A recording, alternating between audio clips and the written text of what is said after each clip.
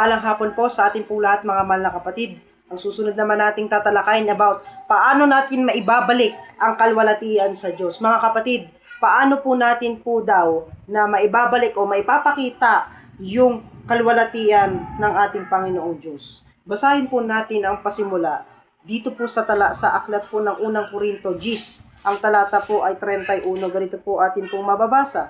Kaya kung kayo'y nagsisikain man o nagsisiinuman o ano man ang inyong ginagawa, gawin ninyo ang lahat sa ikaluluwalhati ng Diyos. Dito pinapakita sa atin kapag tayo po ay nasa pagkakataong tayo kumakain, umiinom, at alamin po dapat natin sa ating bilang isang tao yung ating pong ginagawa. Gawin natin po ang lahat sa ikaluluwalhati ng Diyos. Bagamat tayo po'y kumakain, umiinom, at lahat ng ginagawa natin, ang gusto ng Panginoong Diyos, para po ibalik natin yung ikaluluwalhati sa ikasisiya ng Panginoong Diyos, sundin po natin ang kanyang salita. Sapagkat yun po ang tanging paraan para maibalik natin at maipakita sa harapan ng Diyos, para maibalik po natin yung kalwalatian niya. Kung paano ating Panginoong Jesus ay humihingi ng kalwalhatian sa ating Panginoong Diyos, nandito siya sa lupa. Pakinggan po natin ang Juan 17:1. Ganito po atin pong mababasa. Anong mga bagay na ito ay sinalita ni Jesus at pagtingala niya sa langit ay sinabi niya, Ama, dumating na ang oras. Luwalhatiin mo ang iyong anak upang ikaw ay luwalhatiin ng anak. Dito po makikita natin ang ating Panginoong Hesukristo ay humihingi ng kalwalhatian sa Ama. At kung magkagayon, kung ipagkakalob ng Ama ang kanyang kalwalhatian na kanyang hinihingi, gayon din ang ating Panginoong Hesus ay ibibigay din yung luwalhati sa kanyang Ama. Dito po makikita po natin yung kabaitan ng ating Panginoong Diyos, ng ating Panginoong Hesukristo sa kanyang Diyos.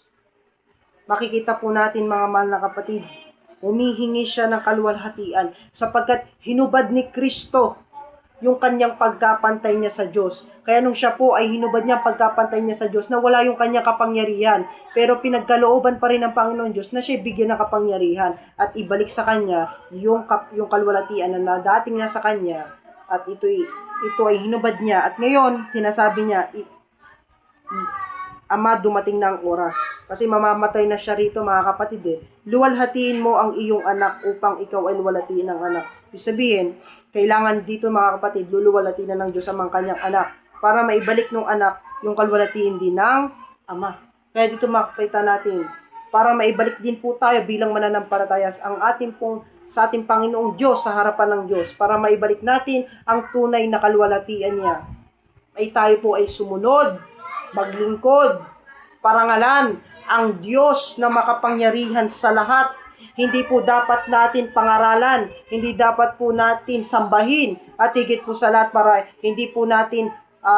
para po tayo patuloy na sumusunod sa Panginoong Diyos, maibalik natin ang kalwalhatian niya. Hindi tayo sasamba sa mga Diyos-Diyosan na pawang gawa lang naman ng mga tao, at yan ang ayaw ng Panginoong Diyos, kundi tayo po'y maglingkod, magsumamba, mag-awit, magbigay ng handog. Anong ibibigay ng handog? Pera po ba? Hindi po pera. Anong handog? Anong klaseng handog? Yung ating pong pagkatao. Isang handog na isang haing buhay, sapagkat ito po ay kalugod-lugod, banal sa harapan ng ating Panginoong Diyos. Ano pa po sinasabi ng Biblia? Basahin po natin ang Mateo chapter 5, verse 16. Ganito po maliwanag ating pong mababasa. Lumiwanag na gayon ang inyong ilaw sa harap ng mga tao, upang makita nila ang inyong mabubuting gawa, at kanilang luwalhatiin ang inyong Ama na nasa langit. Makikita po natin. Mga kapatid, kung unawain po natin, sabi po sa ating binasa, lumiliwanag na gayon ng ilaw sa harap ng mga tao. Sa mga tweed, yung tinutukoy dito na ilaw, hindi po literal na ilaw na nakikita po natin, kundi yung tinutukoy na ilaw dito, ang ating Panginoong Hesukristo. Kaya sabi niya, lumiwanag na gayon ang inyong ilaw sa harap ng mga tao, upang makita nila ang inyong mabubuting gawa. Kaya po, yung mga tao, yung nakita niya, yung mga himala na ginawa ng Panginoong Jesus Sila po ay lumiwanag, yung kaisipan, pag-iisip ng mga tao, nagkaroon ng kaliwanagan. Matapos makita nila na ang ating Panginoong Hesus ay gumagawa at nagpapakita ng mga himala para makita po ng mga tao na yon dumating na sa kanilang mundo, yung kanilang pinakahihintay, ang Mesyas o Kristo. Kaya dito makikita po natin, para maparangalan ang Ama na nasa langit, tayo po mga kapatid ay patuloy na manalig, sumamba, purihin ang nag-iisang Diyos.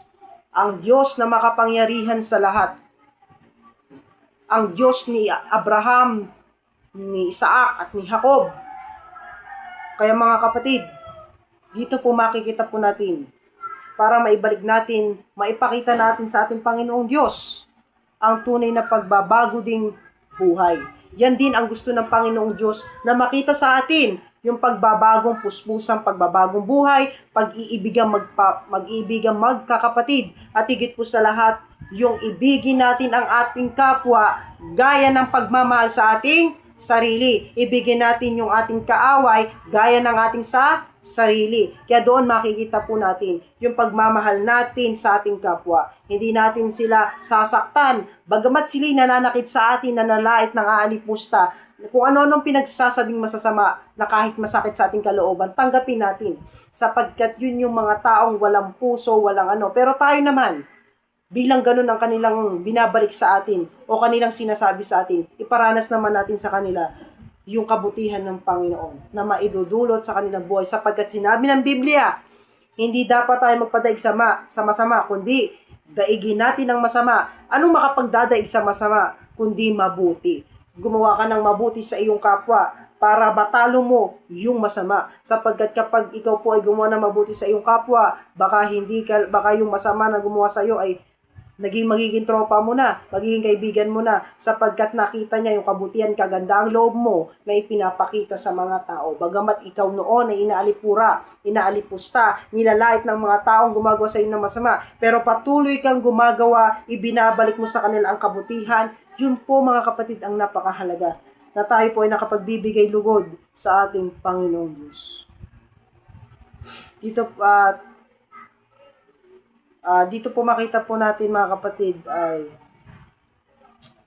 makikita po natin yung para mabigyan natin ng maibalik yung kaluwalhati ng ating Panginoong Diyos. Patuloy po tayo sa Kanya, manindigan sa Kanyang aral, sampalatayanan po natin ang Kanya pong mga salita, sapagkat ito lang ang tanging paraan para tayo po ay magtaglay ng tunay na pananampalataya at magkaroon ng tunay na landas, at hindi tayo mailigaw, hindi tayo madayan ni Satanas, hindi tayo matibong sa pamamagitan ng mga bagay na pagsubok na binigay ni Satanas, sapagkat ang lahat ng bagay ng mga problema sa ating buhay, hindi po Diyos ang nagbibigay nito, kundi si Satanas ang nagbibigay ng mga problema at pagsubok sa atin, sapagkat inutusan ng Panginoong Diyos mismo, binigyan ng authority si Satanas na siyang magbibigay ng lahat ng pagsubok. Kaya ang ito pong mga pagsubok na ito, talagang napakalala, talagang napakahirap. Subalit, kung tayo po ay may pananampalataya, ay hindi po tayo madadaig ni Satanas anuman ang pagsubok na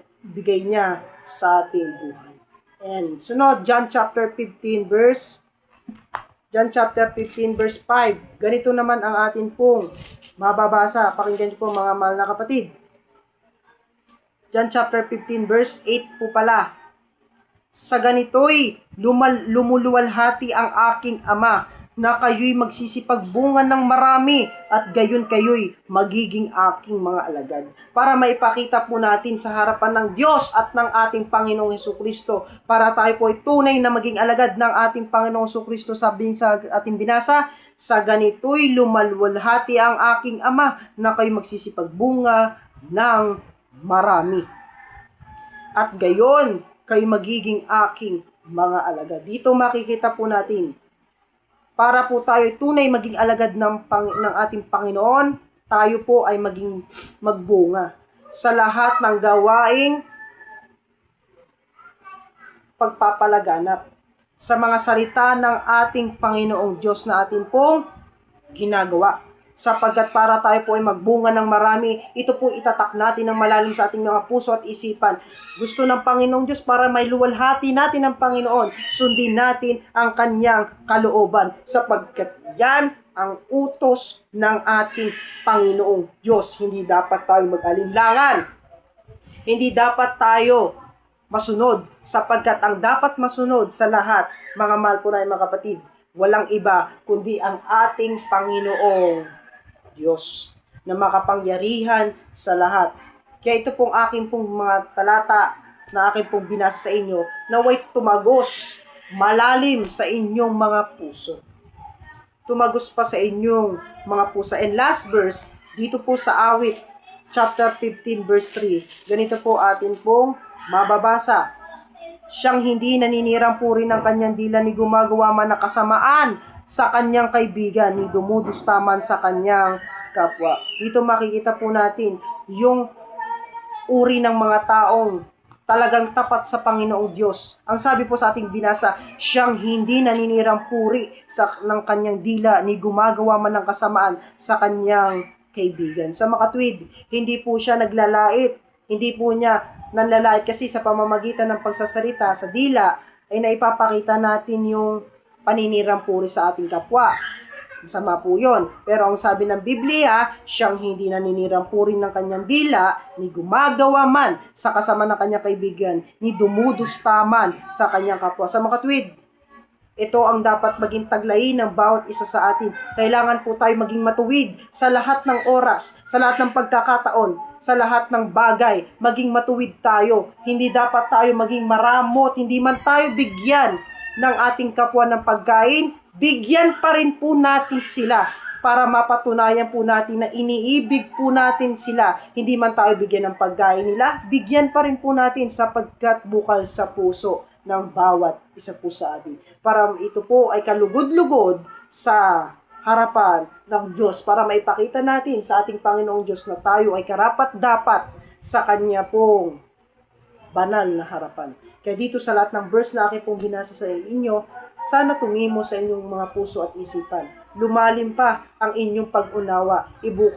Sana po magtanim, mag-ugat, magbunga sa inyong mga puso ang salita ng ating Panginoong Diyos. Kaya hanggang dito lang po mga kapatid. Salamat po sa inyong pakikinig. Salamat po sa inyong pakikilahok. Salamat po sa salita ng ating Panginoong Diyos. Ito ang magiging kainin ng ating mga kaluluwa. Salamat po sa inyo mga mahal na kapatid.